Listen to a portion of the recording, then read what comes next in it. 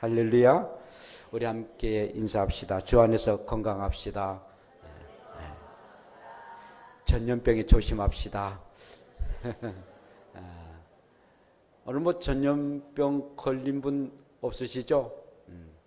저 서울의 명륜교회는 한 분이 걸려가지고 교회에 와가지고 오전 오후 예배 착실하게 잘 드리고 밥도 먹고 그래가지고 오늘 그 교회는요 예배를 못 드려요. 얼마나 비참한 일입니까? 막 당국에서 소독 다 하고 그런데 여러분들 하여간 걸리지 마시고 항상 잘 조심하시기를 바랍니다. 뭐 이미 뭐 중국에서는 우한성에서는 교회를 폐쇄하고 그리고 예배 드리지 뭐 꼭 가정에서 예배를 드리도록 그렇게 조치가 됐답니다. 요즘 신종 코로나 바이러스 전염 때문에 참 많은 고생들 합니다. 중국에서는 벌써 1만 2천 명이 전염을 당했고 또 31개 개성에서 249명이 사망했다라는 소식을 들었습니다. 어제부로요. 그러니까 점점 확산될 그런 가능성이 있는데 어디까지나 갈는지 모르겠습니다. 우리나라도 12번째 양성 반응을 가진 사람이 중국 사람이라고 그러는데 점점 확산이 될 것 같습니다. 근데 원인은 이 중국의 우한성의 한 시장에서 발생이 됐는데 그 우한성의 한 시장에서 음식 팔고 또 고기들 팔고 그러니까 그걸 이 쥐가 그냥 전염을 이렇게 하게 됐습니다. 미안한 얘기지만 좀 중국 사람 좀 지저분하잖아요. 그래도 또 시장은 얼마나 또 지저분하겠습니까? 그래서 거기에서 이 발생이 됐는데 참 조심해야 됩니다. 아시아권의 나라에 확정이 돼가지고 뭐 태국이나 미얀마 그런 데도 확정이 됐고 뭐 유럽도 마찬가지고요. 그래서 여행하는데 삼가해야 할 일들이고요. 세계보건기구 WHO에서 벌써 비상사태를 선포했습니다. 2002년도에 사스가 중국 남부 지역에서 2002년도에도 사스도 중국 남부 지역에서 발생됐습니다. 발생돼 가지고 37개국에 8,000명이 감염이 됐는데 그때는 774명이 죽음을 당했습니다. 얼마나 무서운 일들입니까? 그러고는 2012년에는 중동 지역에서 낙타에 의해 가지고 이렇게 전염이 됐는데 메르스 우리가 뭐 몇 년 전에 그랬지 않습니까? 그래서 우리나라도 186명이 감염돼 가지고 38명이 죽음을 당하는 무서운 그런 일들인데 그래도 이번에는 많이 방역을 잘해서 참 감사한 일로 결국 이렇게 감염되지 않도록 우리가 늘 조심해야 될 줄 압니다. 하여튼 마스크 잘 쓰시고 또 손 흐르는 물에 잘 씻으시고 또 자주 물을 마시랍니다. 또 기침을 할 때는 이런 데다가 기침을 해서 그게 침이 옮기지 않도록 우리가 조심해야 할 것 같습니다. 중국 주석 시진핑은 이 코로나 바이러스를 악마라고 표현을 하더라고요. 악마. 그래서 악마를 어찌든 간에 잡아야 되겠다라고 얘기를 하는데 이 시진핑이 뭐 여러 가지 뭐 경제나 정치를 잘하지만 한 가지 잘못한 것은 교회를 그렇게 핍박을 해요. 자기가 궁극주의로 나가려면 교회를 핍박해야 되거든요. 교회를 핍박하고 그리고 교회를 하나로 만들려고 하고 그래서 전체주의로 만들려고 하는 그런 아주 나쁜 게 있는데 그래서 선교사들이 굉장히 많이 추방을 당합니다. 결국은 이러니까는 교회를 폐쇄하고 가정에서 예배를 드리도록까지 하게 되는데 정말 아주 정말 종교적인 면에서는 악마 같은 일들을 하는데 이 코로나 바이러스를 악마로 이렇게 지칭을 하고 잡아야 되겠다라고 이렇게 하는 것은 참 고무적인 일이지만 그러나 신앙의 자유를 갖도록 하게 하고 마음껏 하나님을 섬길 수 있도록 그렇게 백성들을 다스려야 되는데 그렇지 못한 것이 잘못된 일이고 우리가 기도해야 할 그런 일들입니다. 저는 늘 이 전염병이 돌 때마다 늘 하나님의 말씀들을 생각하는데 솔로몬이 하나님의 성전을 짓고 그리고 하나님 앞에 기도했던 그런 기도입니다. 우리가 말씀이 나왔습니다만은 열왕기상 8장 37절부터 9절 한번 같이 읽도록 할까요? 시작. 만일 이 땅에 기근이나 전염병이 있거나 곡식이 시들거나 깐부기나 나거나 메뚜기가 황충이 나거나 적군이 와서 성읍을 에워싸거나 무슨 재앙이나 무슨 질병이 있거든 막론하고 한 사람이나 혹 주의 온 백성 이스라엘이 다 각각 자기의 마음의 지향을 깨닫고 이 성전을 향하여 손을 들고 무슨 기도나 무슨 간구를 하거든 주는 계신 곳 하늘에서 들으시고 사하시며 각 사람의 마음을 아시오니 그들의 모든 행위대로 행하사 갚으시옵소서. 주만 홀로 사람의 마음을 다 아심이니이다. 아멘. 여러분, 이 말씀은 이 솔로몬이 하나님의 성전, 솔로몬 성전을 짓고 하나님 앞에 기도했던 그런 기도의 내용입니다. 기근이나 전염병이나 또한 곡식이 시들거나 깐부기가 나거나 메뚜기나 황충이 임하게 됐을 때 하나님의 백성이 하나님 앞에 하나님의 성전을 향해서 기도하거나 또 각 개인이 기도할 때 하나님께서 들으시고 응답하시사 이 모든 재앙에서 물리쳐 달라라는 그런 간곡한 기도입니다. 그러니까 그 당시에도 재앙이 있었는데 무서운 전염병의 재앙이 있었다는 겁니다. 그러므로 여러분들 열왕기상 오늘 8장 37절부터 39절의 말씀들을 항상 묵상하세요. 여러분들의 집안에 여러 가지 우환이 생기고 여러 가지 힘들고 어려운 일이 생길 때마다 이 열왕기상 8장 37절과 39절의 말씀을 늘 묵상하세요. 그리고 하나님 앞에 기도하세요. 하나님의 말씀에 따라 역사하시고 또 놀라운 은혜를 허락해 주시는 것입니다. 할렐루야. 그러심으로 항상 이번 전염병이 임할 때에 우리는 하나님 앞에 기도해서 속히 우리가 이 전염병에서 자유함을 가질 수 있도록 기도해야 될 줄로 압니다. 솔로몬이 이렇게 기도를 할 때에 구름 가운데 하나님이 임재하셨습니다. 곧 하나님의 영이 임재하셨습니다. 구름이 꽉 찼습니다. 그리고 하나님이 말씀하셨는데 하나님의 영이 임재하셨습니다. 성령님이 늘 하나님과 우리의 주님과 더불어 역사하셨지만 그 당시에도 역사하셨다라는 것을 볼 수가 있습니다. 오늘 이제 함께 말씀들을 나눌 것은 이 예수님이 항상 성령님과 함께 동행하셨다라는 사실입니다. 그럼 예수님이 어떻게 성령님과 함께 동행했을까요? 그러니까 성령님은 이 세상을 창조할 때부터 계셨을 뿐만 아니라 또한 이렇게 솔로몬이 하나님 앞에 기도할 때도 계셨고 그리고 예수님이 당시도 계셨고 지금은 더더욱 역사하시는 그런 성령이신 것을 보게 되는데 우리의 예수님은 태어나심도 성령님에 의해서 태어나셨다라는 말씀입니다. 누가복음 1장 35절에 보면은 천사가 대답하여 이르되 성령이 내게 임하시고 지극히 높으신 이의 능력이 너를 덮으시리니 이러므로 나실 바 거룩하신 이는 하나님의 아들이라 일컬음이라 라고 말씀하고 있습니다. 그러니까 성령이 내게 임하여서 천사가 이제 마리아에게 하시는 그런 말씀이죠. 나실 바 거룩한 이는 하나님의 아들이다. 예수님이 하나님의 아들이 되신 이유가 무엇입니까? 성령으로 태어나셨거든요. 성령으로 태어나셨기 때문에 하나님의 아들이라 일컬음 바 되셨다라고 말씀하신 것입니다. 그래서 우리가 사도신경을 우리가 암송할 때마다 성령으로 잉태하사 동정녀 마리아에게 나시고 성령께서 함께 하시고 성령으로 잉태하사 동정녀 처녀된 마리아에게서 나셨다라고 말씀해 주셨습니다. 그러므로 성령으로 우리의 예수님이 태어나셨기 때문에 하나님의 아들이라 일컬음을 받게 되고 또 처녀의 몸에 빌려서 태어날 수가 있었다라는 것입니다. 뿐만 아니라 예수님은 성령으로 또한 세례를 받으십니다. 마태복음 3장 16절에 예수께서 세례를 받으시고 곧 물에서 올라오실 새 하늘이 열리고 하나님의 성령이 비둘기같이 내려 자기 위에 임하심을 보이더니 라고 말씀하고 있습니다. 하나님께서 말씀하시고 성령께서 비둘기같이 내려오십니다. 그리고 예수님은 세례를 받습니다. 곧 삼일째 하나님이 역사하십니다. 성령이 성령께서 비둘기처럼 내리시는 그런 역사입니다. 그러니까 세례를 받으실 때도 우리 예수님은 성령님에 의해서 이렇게 비둘기처럼 내려오시는 성령의 임재하심이 임하셨다라는 것입니다.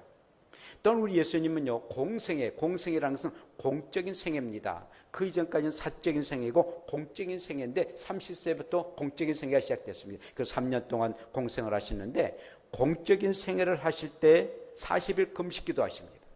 40일 금식한다는 게 쉬운 일이 아니지 않습니까? 그런데 40일 금식하시고 난 이후에 공생애를 시작하는데, 이런 공생애를 시작할 때, 곧 40일 금식할 때도 성령님의 이끄신 바 대해서 이렇게 기도하셨다라고 말씀합니다. 예수께서 성령의 충만함을 입어 요단강에서 돌아오사 광야에서 40일 동안 성령에게 이끌리시며 마귀에게 시험을 받으시더라. 이 모든 날에 아무것도 잡수시지 아니하시니 누가복음 4장 1절부터 2절까지 말씀하십니다. 아무것도 잡수시지 아니하시는 40일 동안 금식하시면서 정말 하나님 앞에 기도하시는데요, 그것도 광야에서 기도하시는데 성령께서 임재하시고 또 성령이 이끄신 바 되어서 광야에 가셔서 기도하셨다는 것입니다. 이 말은 예수님이 성령께서 임재하지 아니하셨다면, 성령께서 임재하지 않으시고 또 이끌림 바 되지 아니하셨다면 40일 금식 기도를 할 수 없었다라는 그런 말씀입니다. 아주 철저하게 우리 예수님은 성령님에 의해서 늘 이렇게 40일 동안 금식 기도를 하시게 됩니다. 그것도 광야에서 말입니다. 그러니까 틈나는 대로 성령님의 이끄신 바 되고 또 성령님이 인도하셔서 우리 예수님은 정말 은혜 가운데 40일 동안 금식을 행할 수가 있었다는 것입니다. 또한 예수님의 복음 전함이 성령에 의한 사역이었습니다. 누가복음 4장 18절부터 19절에 이런 말씀이 있습니다. 주의 성령이 내게 임하셨으니 이는 가난한 자에게 복음을 전하게 하시려고 내게 기름을 부으시고 나를 보내사 포로된 자에게 자유를, 눈먼 자에게 다시 보게 함을 전파하여 눌린 자를 자유롭게 하고 주의 은혜의 해를 전파하기 하려 함이니라 하였더라. 주의 성령이 내게 임하셨으니 가난한 자의 복음을 전하도록 나에게 기름을 부으셨다라고 우리 주님이 말씀하셨습니다.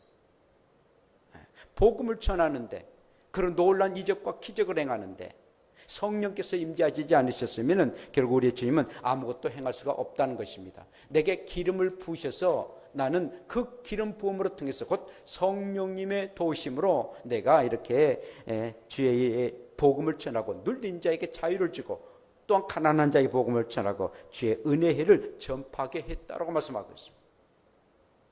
놀라운 일입니다. 그러니까 예수님이 이렇게 늘 태어남부터 시작해가지고 모든 삶 전체가 성령과 함께 늘 살았다라는 그런 말씀입니다. 우리의 예수님은요, 또한 성령의 능력으로 마귀를 내쫓고 또한 병자를 고치셨습니다. 사도행전 10장 38절에 하나님이 나사렛 예수에게 성령과 능력을 기름 붓듯 하셨음에 그가 두루 다니시며 선한 일을 행하시고 마귀에게 눌린 모든 사람을 고치셨으니 이는 하나님이 함께 하셨습니다. 하나님께서 나사렛 예수에게 성령을 부어주셨고 성령과 능력을 기름 붓듯 하셨음에 그가 두루 다니시면서 이적과 기적을 행하셨습니다. 귀신들을 내쫓고 그리고 마귀의 권세들을 다 물리치고 이 모든 것은 성령께서 함께 하셨기 때문에 이 모든 일을 행하셨다라고 고백하고 있습니다. 놀라운 일입니다. 그러므로 우리의 예수님의 전 생애는 성령님과 함께 늘 살으셨고 성령님의 역사 가운데 모든 일을 행하셨다라는 것입니다. 정말 예수님은 성령님이 아니시면 결탄코 아무것도 행할 수가 없는 성령님과 함께 모든 일을 감당하셨던 것입니다.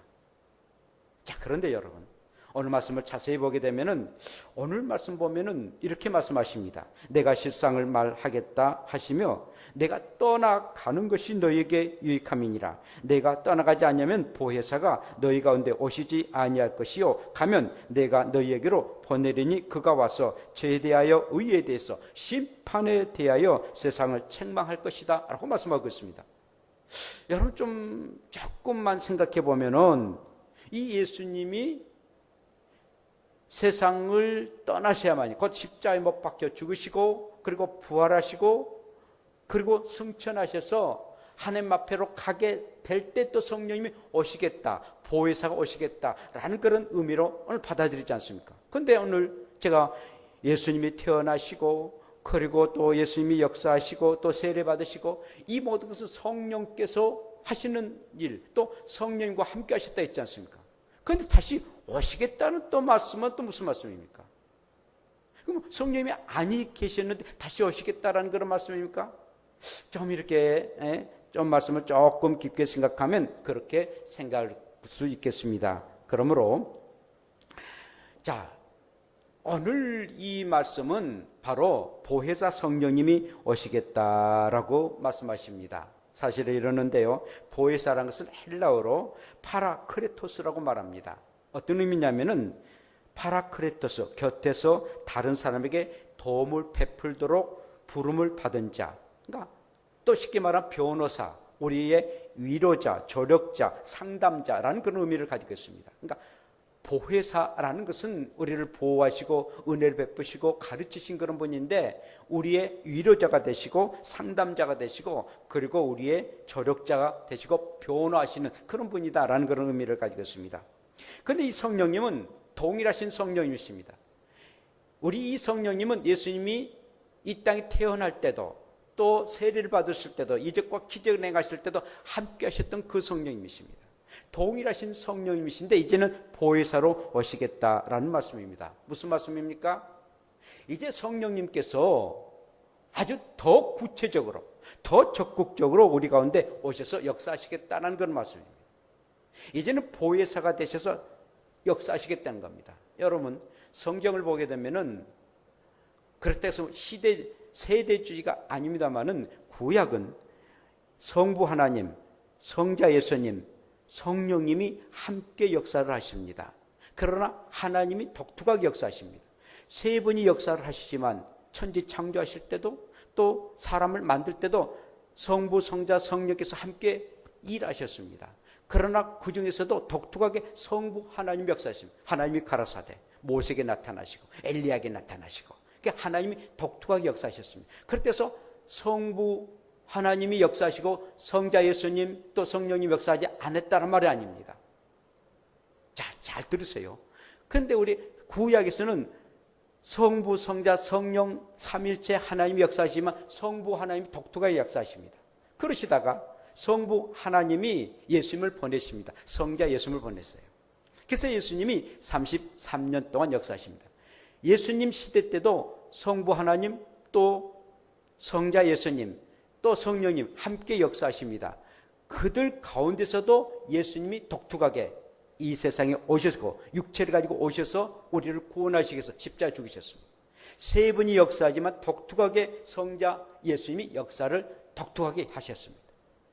그리고 난 이후에 우리 예수님이 십자가에 죽으셨지 않아요? 그리고 부활하셨지 않아요? 그리고 승천하십니다. 승천하시고 난 이후에는 10일 후에 성령님이 이 땅에 오셨습니다. 바람처럼 불처럼 마가의 다락방에서 120명의 성도가 기도하는데 그때 막 성령께서 강력하게 나타나십니다. 예수님이 가시고 난 이후에는 성령께서 이 땅에 다시 오십니다. 그러니까 성령은 늘 계셨던 분이에요. 영원부터 계셨던 분인데 이제 예수님이 가시고 성령님이 강력하게 우리 가운데 나타나십니다. 보혜사로 오신 거예요. 그래서 일명 성령 시대라고 말합니다. 지금은 그래서 성령 시대라고 말합니다. 그 성령님께서 오셔서 너희들의 보혜사가 될 것이다.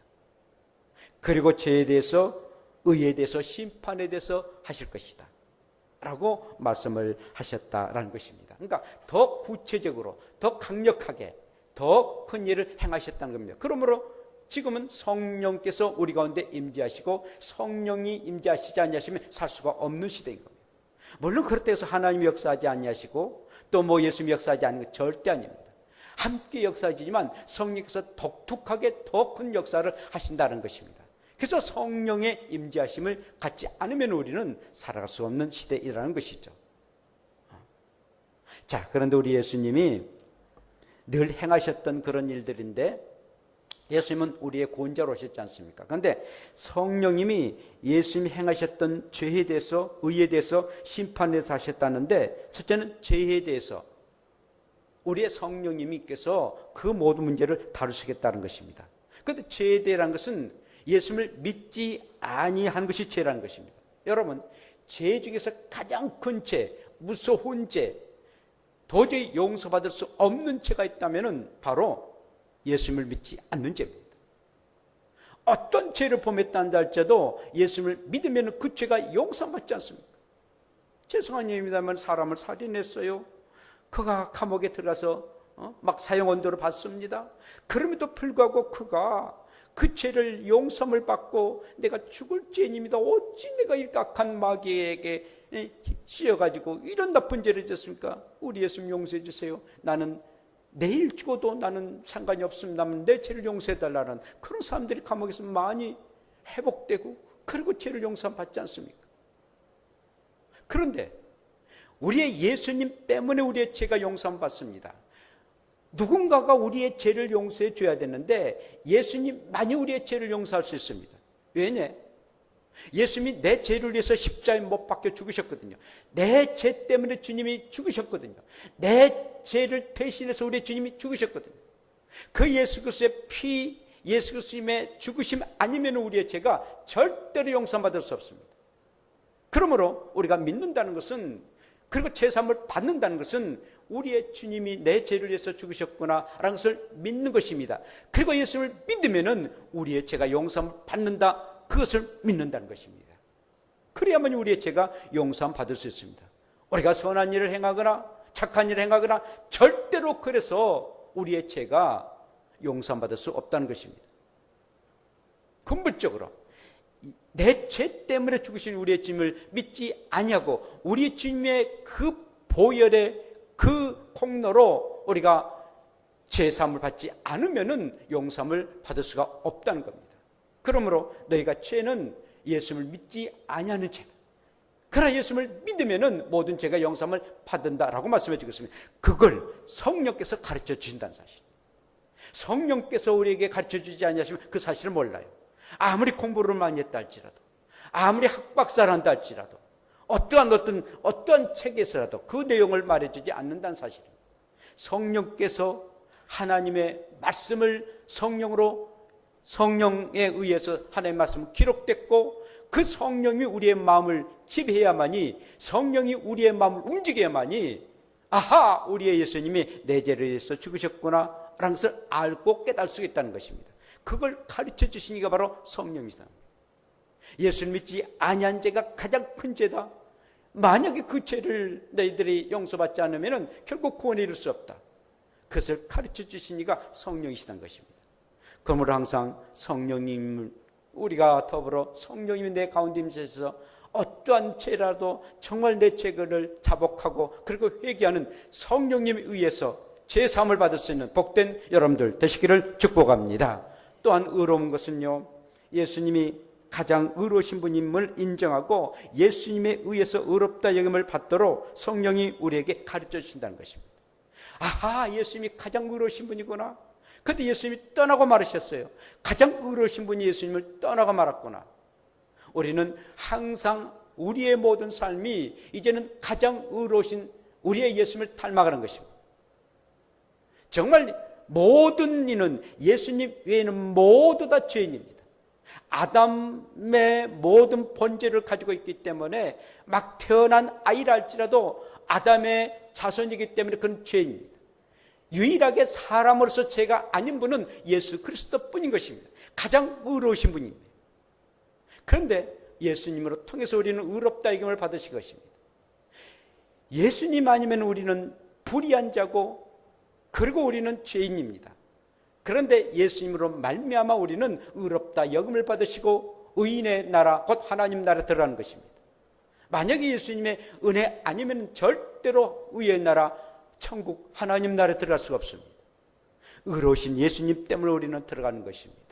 사랑하는 여러분, 그것을 가르쳐 주신 이가 바로 성령이시단 겁니다.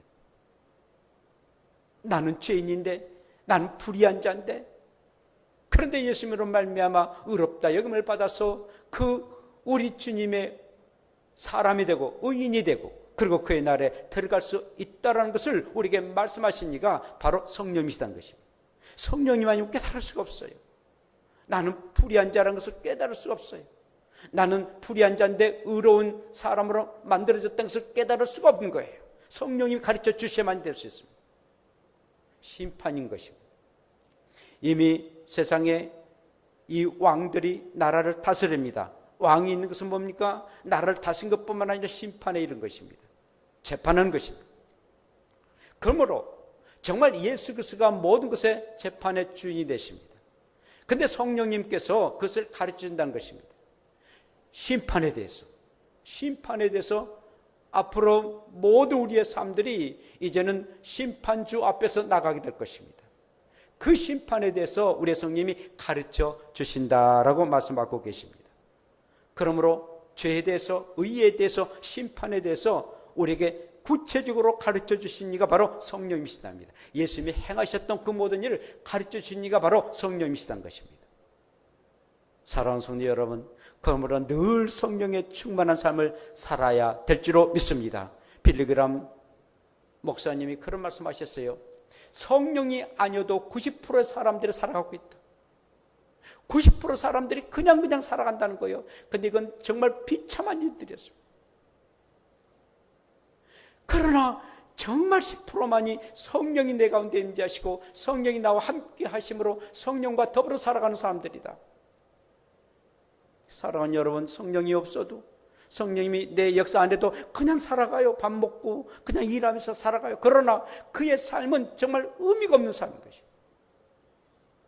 그러므로 항상 우리가 죄에 대해서, 그리고 의에 대해서, 심판에 대해서 성령님이 가르쳐 주신 대로 늘 우리는 살아가는 것이 마땅한 일이에요. 그렇게 살아가기를 축복합니다. 또한 성령님은 진리 되신 예수님을 전하고, 그리고 진리 되신 예수님께 인도하신 분입니다.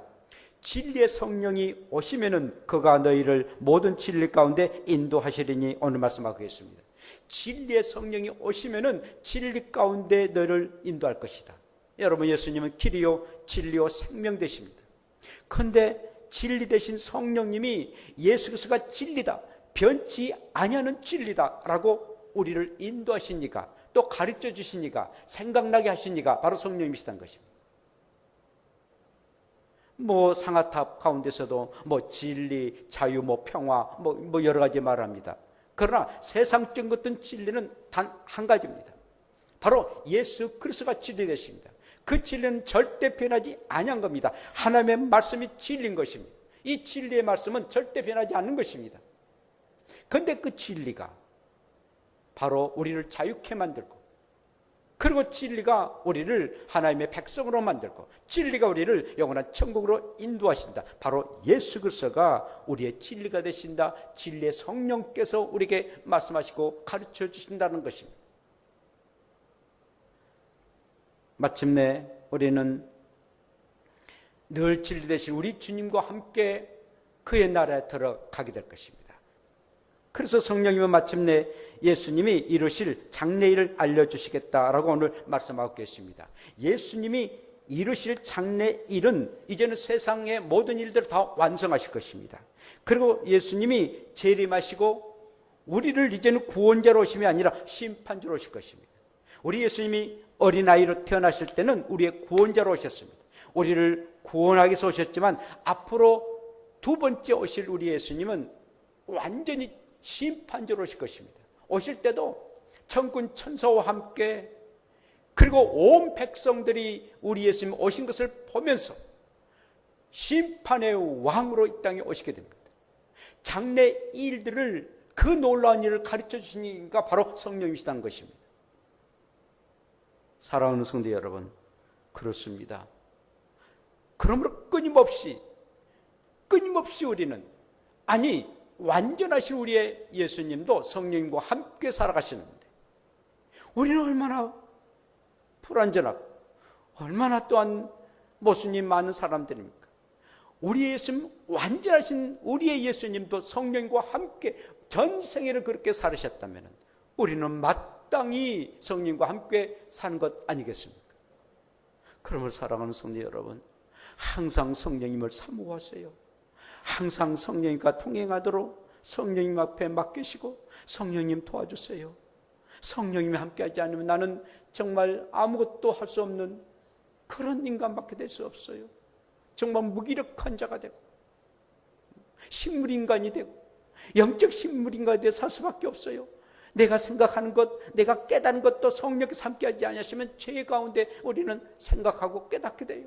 행동하게 돼요.